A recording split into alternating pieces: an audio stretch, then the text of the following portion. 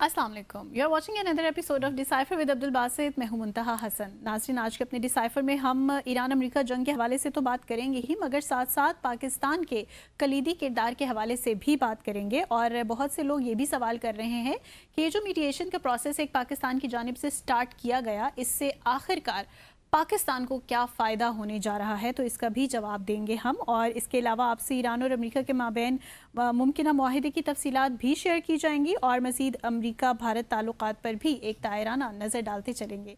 तो आगाज़ करेंगे आज के डिसाइफर का। वेलकम बासित साहब। जी, बहुत शुक्रिया मुंतहा। बिस्मिल्लाहिर्रहमानिर्रहीम और डिसाइफर देखने वालों को अस्सलाम वालेकुम।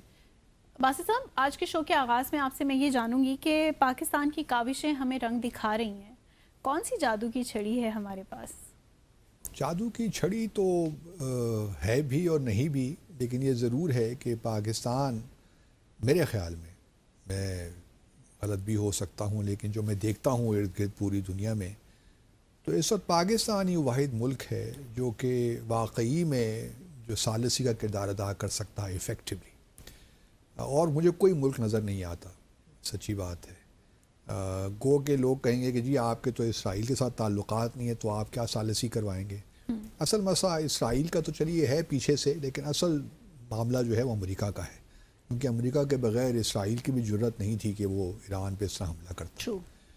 तो पाकिस्तान इस वक्त एक वाहिद मुल्क है। हमारा ईरान के साथ बॉर्डर, अमेरिका के साथ ताल्लुकात में गर्मजोशी, खलीजी ममालिक के साथ ट्रेडिशनल हमारे ताल्लुकात, फिर हमारे अपने इंटरेस्ट ईरान के साथ भी जुड़े हुए, अपने खलीजी ममालिक के साथ भी जुड़े हुए, अमेरिका के साथ भी जुड़े हुए।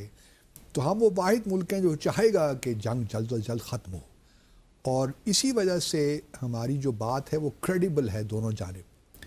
जो एक एतमाद होता है ना, सबसे पहली कंडीशन तो यही होती है कि जिन ममालिक के दरमियान आप मीडिएट कर रहे हैं वो दोनों पे आप पर एतमाद होना चाहिए। तो ये पाकिस्तान ने ये एतमाद फौरी तौर पे हासिल कर लिया। पहले भी था, गो के हमारे ताल्लुकात ना ईरान के साथ बग़ैर किसी प्रॉब्लम के रहे और ना अमेरिका के साथ रहे। तो लेकिन जंग शुरू होने के फौरी बाद जो हमने जिस तरीके से अपने आप को पोजीशन किया, उससे एतमाद ईरान का भी और अमेरिका का भी हम पाकिस्तान में बहाल हुआ। तो ये हमारी एक बहुत बड़ी स्ट्रेंथ थी। अब देखिए, जंग तो शुरू हो गई, मिसकैलकुलेशन हो गई अमेरिका से। ईरान को शाबाश देनी चाहिए कि जिस तरीके से रेजिस्ट किया, उन्होंने रेजिलियंस शो की। ये अनप्रेसिडेंटेड था, कोई भी इसकी तवक्को नहीं रख रहा था, बल्कि हम जैसे लोगों का भी ख्याल था कि शायद अटैक्स होंगे तो ईरान का जो इनकलाब है तितर बितर हो जाएगा। तो ऐसा हुआ नहीं। ईरान की कौम ने एक ज़बरदस्त तरीके से रेजिस्ट किया अमरीकी और इसराइली एग्रेशन को। उसकी वजह से सारा जो गेम प्लान है ना वो बदल गया अमेरिका का। और अमेरिका को अब जो है एक फेस सेवर चाहिए। तो पाकिस्तान के अलावा और कौन मुल्क है जो कि ये काम कर सकता है? बल्कि ईरान को भी इस सारी जंग से निकालना उनके लिए भी बड़ा ज़रूरी है। तो पाकिस्तान ही एक वाहिद मुल्क है जो कि अमेरिका के लिए भी एक फेस सेवर ढूंढ सकता है और ईरान के लिए भी। देखिए, जो मुल्क मीडिएट करता है ना, उसके लिए भी ज़रूरी होता है कि वो सूरत चीज़ों को इस तरह पेश करे कि दोनों पार्टीज़ के लिए विन विन सिचुएशन है। ये नहीं होता कि आपने वॉर जीत ली या आपने जंग हार ली। मीडिएटर का कमाल ये होता है कि वो दोनों साइड्स को इस तरह पेश करे कि आप दोनों की इसमें विक्ट्री है। तो ये भी पाकिस्तान ने काम किया मेरे ख़्याल में। और अभी बिहाइंड द सीन्स चूँकि बहुत सी चीज़ें हो रही हैं, इसलिए जो है अभी कुछ कहना मुश्किल है। लेकिन ऑफ रैम्प जो एक बहुत अब मशहूर लफ्ज़ हो गया है हमारी डिक्शनरी में, उसमें अब ऑफ रैम्प पाकिस्तान उस जानिब बढ़ रहा है। और अमेरिका के लिए भी फेस सेवर हमने तलाश कर लिया है। और वो फेस सेवर क्या है? मिसाल के तौर पर देखिए ना, अमेरिका तो इस जंग को ख़त्म करना चाहता था, इसीलिए जो सीज़ फायर है वो हालांकि 21 अप्रैल को ख़त्म हो रही है। लेकिन मेरा अपने ख़्याल में जो इस वक्त हमारे फील्ड मार्शल जो हैं वो ईरान के दौरे पे थे। कल उनकी ज़बरदस्त मुलाकातें हुई, सदर पेज़ेश्कियान से लेकर जो है बाकिर कालीबाफ से भी। और बल्कि देखिए ना, इंटरेस्टिंग बात ये थी कि अब्बास अराग़ची साहब जो कि ईरान के फॉरेन मिनिस्टर, उन्होंने इस्तकबाल किया एयरपोर्ट पे आकर। तो ये बहुत बड़ी बात होती है, क्योंकि फॉरेन मिनिस्टर का ख़ुद रिसीव करना फील्ड मार्शल को, ये अनप्रेसिडेंटेड था मेरे ख्याल में। تو یہ سارے وہ حالات ہیں جس سے یہ بالکل محسوس ہوتا ہے کہ دونوں کا اس وقت انحصار پاکستان پہ ہی ہے، ایران کا بھی اور امریکہ کا بھی. صحیح. اچھا، امریکہ کے بارے میں لوگ باتیں کر رہے ہیں کہ جی یہ کیسے ممکن ہوا کہ پاکستان نے ایک دم جو ہے اتنی امپورٹنس حاصل کر لی وائٹ ہاؤس میں. اس کا سارا جو زیادہ تر کریڈٹ ہے نا، وہ میری انفارمیشن ہے تھوڑی بہت، وہ جاتی ہے جو سینٹ کام کے پرانے کمانڈر تھے نا، چیف سینٹ کام کے، جنرل کیا نام تھا ان کا، مائیکل کوریلا. ان کے اور ہمارے فیلڈ مارشل عاصم منیر کے تعلقات پہلے سے بڑے اچھے تھے. تو ان کے تعلقات کی وجہ سے یہ سارا جو پروسیس ہے شروع ہوا. پھر مئی کی جنگ آ گئی، مئی کی جو بھارت کے ساتھ ہماری جنگ ہوئی، اس کے بعد انہوں نے ایک بڑا اہم کردار ادا کیا. ہمارے فیلڈ مارشل کی جو لنچ ہوا پریزیڈنٹ ٹرمپ کے ساتھ 18 جون کو، میرے خیال میں 18 جون پچھلے سال، اس میں ہمارے جو یہ جنرل کوریلا، ان کا بڑا کلیدی کردار تھا. اس لنچ کے بعد ساری گیم تبدیل ہو گئی پاکستان کے لیے، اور میں کریڈٹ دیتا ہوں ملٹری قیادت ہی کو اس سارے معاملے میں، کیونکہ جو اصل جو نقطۂ آغاز تھا یہ ساری بون ہومی کا یا وارمتھ کا، وہ وہاں سے شروع ہوتا ہے. اور پھر جس طریقے سے ملٹری ڈپلومیسی کے ساتھ پھر ہماری ٹریڈیشنل ڈپلومیسی نے بھی کام کیا، جس طرح دیکھیے. اور اس کے بعد پھر ہم نے نوبل پیس پرائز کے لیے بھی نامینیٹ کر لیا. اس میں بھی لوگوں نے بہت کرٹیسائز کیا کہ ایسے بندے کو جو جینوسائیڈ کر رہا ہے حماس میں، یا ہیلپ کر رہا ہے غزہ میں اسرائیل کی جینوسائیڈ کا، یا پھر جو جنگ اس نے شروع کر دی ہے ایران کے خلاف، تو ایسے بندے کو آپ نے نوبل پیس پرائز کے لیے کیوں نامینیٹ کیا؟ بھئی ہم نے اس کو نامینیٹ کیا پاکستان اور بھارت کے جنگ رکوانے کے لیے. ہم نے اور باتوں کے لیے نہیں کیا. اور باتوں سے اختلاف ہو سکتا ہے ہمیں، لیکن چونکہ ان کا ایک کردار رہا ہے، بھارت کی ریکویسٹ پہ انہوں نے پاکستان سے رابطہ قائم کیا، تو ہم نے بھی ان کو اوبلائج کیا. اب یہ ہے کہ ہم بھی ذرا دیکھنا یہ چاہتے ہیں، کیونکہ اب پریزیڈنٹ ٹرمپ نے ہم سے دوبارہ رابطہ قائم کیا کہ ادھر بھی اوبلائج کریں. تو ہمارے لیے، ہمارا تو لیے ایک ہماری پوزیشن تو بڑی اچھی ہو جاتی ہے نا، کیونکہ بہت سے لوگوں نے یہ بھی کہا کہ جی پاکستان نے اپنی رسپانسبلٹیز پوری نہیں کی. جو اس کا اسٹریٹجک میوچل ڈیفنس ایگریمنٹ تھا سعودی عرب کے ساتھ، اس میں بھی ہم نے بڑے طریقے کے ساتھ دونوں سائڈز کو ایک آپ کہہ سکتی ہیں کہ اطمینان دلایا کہ یہ جو ہے ہم اس وقت جو کردار ادا کرنا چاہتے ہیں وہ یہ نہیں ہے کہ ہم جو شعلہ اس میں اور ہوا سے اور بھڑکائیں اس کو. ہمارا کام یہ ہے کہ اس جنگ کو ختم کریں، اور یہی ہم نے کیا. تو ہماری جو انٹینشنز تھی وہ شروع سے ہی بڑی مثبت رہیں. اب پاکستان کو کیا اس سے ملے گا؟ ایک سوال یہ بھی لوگ کر رہے ہیں کہ جی آپ اتنا شٹل ڈپلومیسی کر رہے ہیں، آپ کے فیلڈ مارشل تہران میں، اور اب وہ امریکہ بھی شاید چلے جائیں، کیونکہ اس وقت دیکھیے جو سارا کام ہو رہا ہے نا وہ پروپوزلز بن رہی ہیں.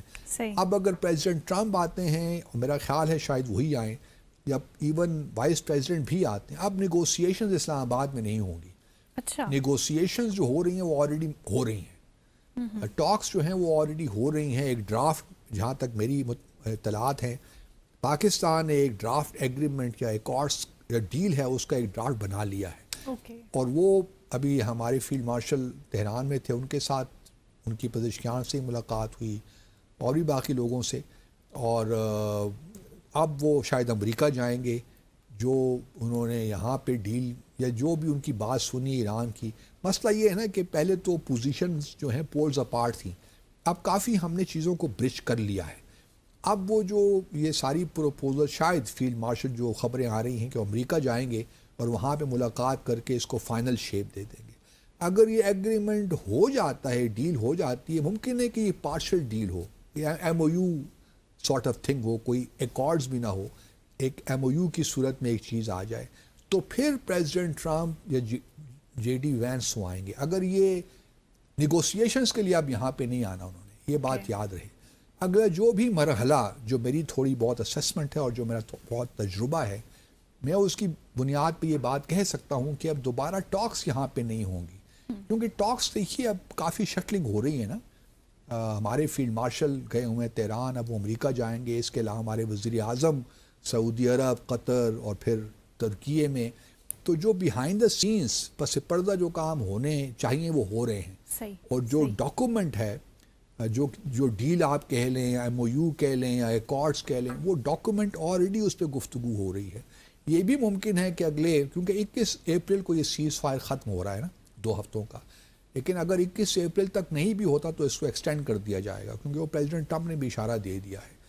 لیکن اگر یہ ڈیل ہوتی ہے تو ممکن ہے کہ پریزیڈنٹ ٹرمپ خود آ کے اس پہ سائن کریں. وہ پھر کریڈٹ بھی تو لینا چاہیں گے نا کہ میں نے یہ سب کچھ کیا ہے.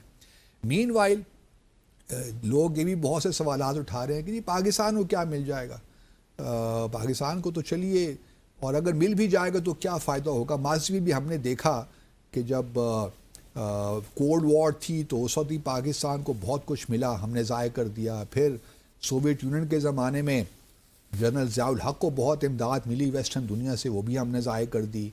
پھر 9/11 کے بعد بھی پریزیڈنٹ پرویز مشرف کو بہت کچھ ملا، پھر ہم نے ضائع کر دیا. تو اس کا بھی کیا فائدہ ہوگا؟ آ جائیں گے 5, 10, 30 بلین ڈالر بھی آ جائیں گے تو کیا فائدہ ہوگا؟ یہ ساری کہانیاں ہی ہیں. کسی حد تک یہ بات ٹھیک ہے، لیکن اس میں قصور ڈپلومیسی کا تو نہیں ہے نا. جی اس میں قصور تو آپ کا اپنا اندر کے حالات ہیں یا وہ انسٹیٹیوشنز ہیں جو ڈیلیور نہیں کر پاتے. تو آپ کے تعلقات، اس کا کیا مطلب ہے کہ آپ کے تعلقات ٹھیک نہ ہو دنیا کے ساتھ؟ اگر آپ کو دیکھیں IMF کا پروگرام ہی مل جاتا ہے یا پھر اور بھی ایڈ مل جاتی ہے یا گرانٹ مل جاتی ہے، کوئی اسسٹنس مل جاتی ہے، کہیں سے ہی مل جاتی ہے فار دیٹ میٹر، اس کو آپ ایفیکٹیولی استعمال کرتے ہیں نہیں کرتے، یہ تو آپ کا اپنا کام ہے نا کہ آپ کی گورننس کتنی اچھی ہے، کیا سسٹمز ہیں آپ نے یہاں پہ ایوالو کیے ہوئے ہیں. تو اس کا تعلق آپ کے اپنے اندر سے ہے. اگر امریکہ آپ کو میں تو یہ سمجھتا ہوں کہ اگر یہ ڈیل ہو جاتی ہے تو پہلے تو دیکھیے فیلڈ مارشل نے بہت اہم کردار ادا کیا، اس میں کوئی شک نہیں ہے. اور وہ ریلینڈس آدمی ہے. وہ کام جب پیچھے جہاں تک میری معلومات ہیں تھوڑی بہت اور جو میں نے تھوڑا بہت دیکھا ہے ان کو، تو مجھے لگتا ہے کہ اوپر بڑی کمٹمنٹ کے ساتھ کام کر رہے ہیں اس معاملے میں. تو پہلے تو یہ بھی ہو سکتا ہے کہ مطلب نوبیل پیس پرائز اگر کسی کو ملنا چاہیے تو ہم ہی لوگوں کو ملنا چاہیے جو ہم نے ڈپلومیسی کی ہے. اس کے علاوہ دیکھیے میں یہ بھی سمجھتا ہوں کہ اگر یہ ہو جاتا ہے نا تو امریکہ سے کچھ نہ کچھ انویسٹمنٹ اس میں تیزی آئے گی، سعودی عرب سے انویسٹمنٹ میں تیزی آئے گی. پہلے ہی ہم سن رہے ہیں کہ جو ریفائنری تھی بلوچستان میں سعودی عرب سے کی جانب سے وہ $10 بلین کی، اس پہ کام شروع ہو جائے گا. تو وہ تمام چیزیں کہ پاکستان کا ایک امیج سامنے آیا ہے جو اس سے پہلے دنیا نے نہیں دیکھا تھا، یہ پہلی دفعہ ہوا ہے. تو میں امید کرتا ہوں کہ پاکستان کو کچھ نہ کچھ اس کے بدلے میں کم از کم انویسٹمنٹ ہی آ جائے ہمارے لیے، وہ بھی بہت that would be great for us. مختصر وقفہ لیں گے، بریک کے بعد شامل کریں گے دیگر اہم موضوعات.